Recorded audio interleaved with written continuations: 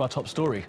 For the first time in 88 years, a sitting US president is visiting Cuba. Barack Obama is due to meet Cuban President Raul Castro later on Monday.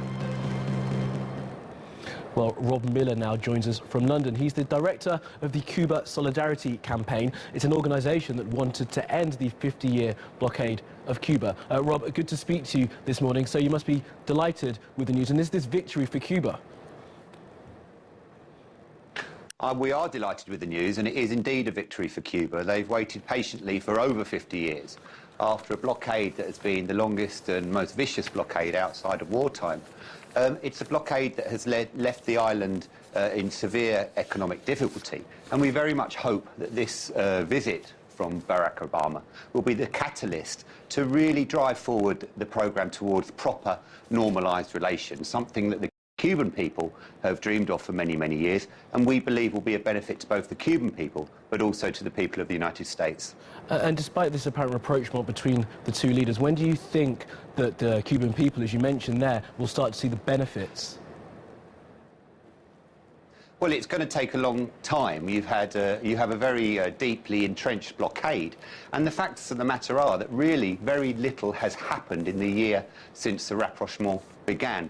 You've had diplomatic relations have been restored, and there have been a number of high-level meetings between the two sides. But the fact remains that the blockade remains in place. Over 47 companies, international companies, have been fined nearly $50 billion during the Obama administration, purely for trading with Cuba.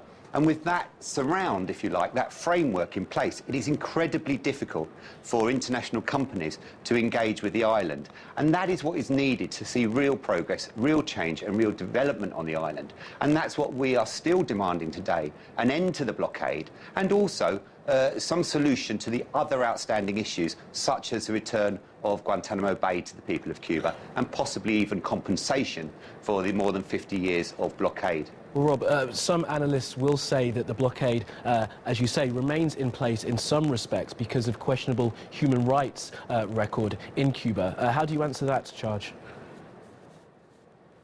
Well, to be frank, the worst human rights atrocities in Cuba take place in Guantanamo Bay, in the base controlled and illegally occupied by the United States. Cuba is not a human rights disaster area by anybody's concerns. You can look across the rest of the region to many of the countries where the United States have had large influence over many, many years, and you will find very serious levels of human rights abuses. Cuba is not such an example of that by anybody's standards, and therefore the real tragedy of this situation has been the 50 years of aggression emanating from the United States, and particularly driven by the anti-Cuban mobs, if you like, the mafia from Florida, who have had an indeterminate control, if you like, over US foreign policy towards Cuba. We hope that this visit is the beginning of the end of the blockade, but as I've said, there is still an awful long way to go, and a whole host of issues to do with migration, to do with compensation, to do with general United States interference within the country that need to be resolved before we can see real and proper normal relations between these two neighbours. OK, well, Rob Miller there from the Cuba Solidarity Campaign. Really good to speak to you. We have to leave it there, but thanks for joining us.